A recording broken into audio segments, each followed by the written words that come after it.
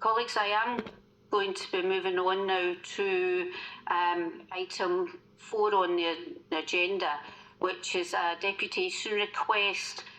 Before I introduce this item, there is members in the public gallery who were not here at the start when we were speaking about standing orders and rules within the chambers, which members have to respect. I'm just going to go through these standing orders again, just for everyone's benefit. Standing orders in our chamber. Members and members of the public must respect and behave courteously towards everyone taking part in the meeting. Members must respect, members and members of the public must respect my authority as chair of the meeting and when I am speaking.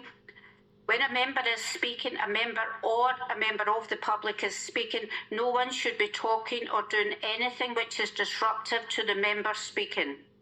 At all times, members and members of the public must stay in their seats unless they wish to stand when invited to speak or when leaving or entering the chamber, and should not stand in any of the passageways or other parts of the chamber. Again, in relation to protocol, I have to advise that this meeting is being broadcast live.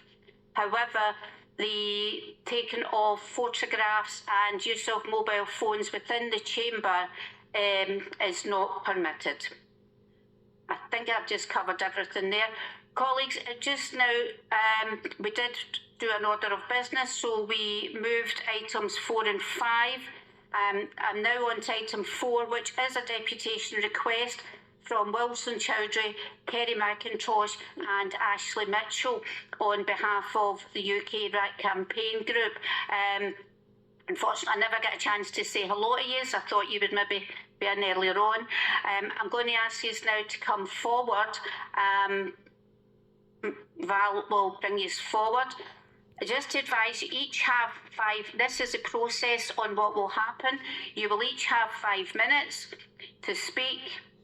We will then open it up for questions for members to speak, to ask you questions.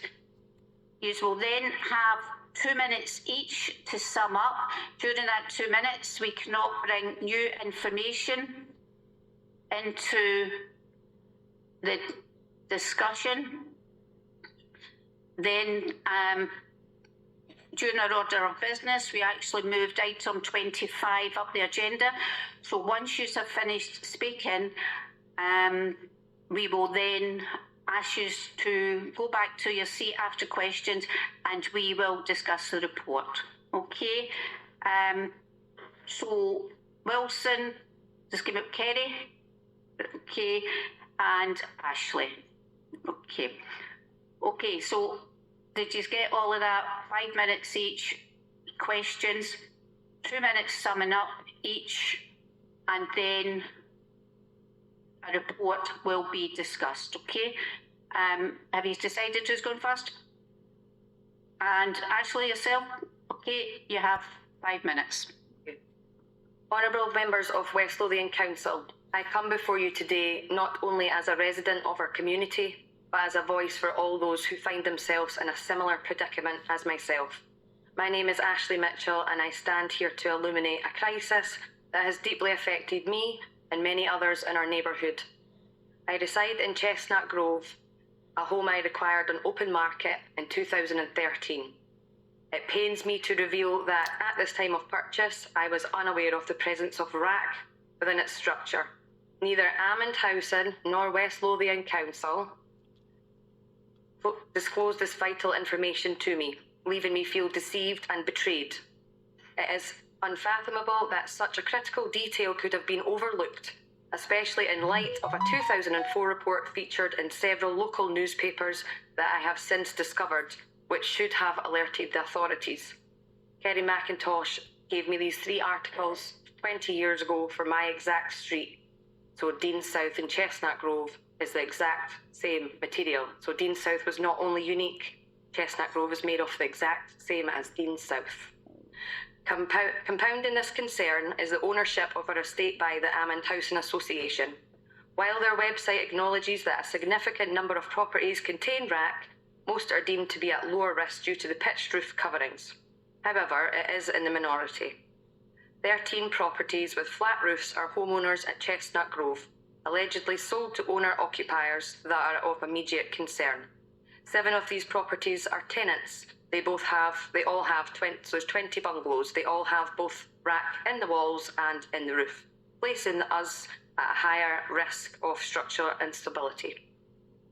I express profound dismay at the lack of clarity and action from both the local council and the housing association. Families like mine are left in a state of uncertainty with no clear guidance or no support forthcoming. We fear that prospect of being marginalised in our own community, reminiscent of other areas such as Dean South and Tillicoultry, which have faced or are facing similar challenges. I implore you, esteemed members of the council, to acknowledge your responsibility in this matter and take decisive actions to rectify it. We, the residents, should not bear the burdens of negligence on the part of those entrusted with our safety and well-being. Transparency, accountability and swift solutions are the least that we deserve. Thank you for your attention and commitment to addressing this urgent issue. Thanks, Ashleigh.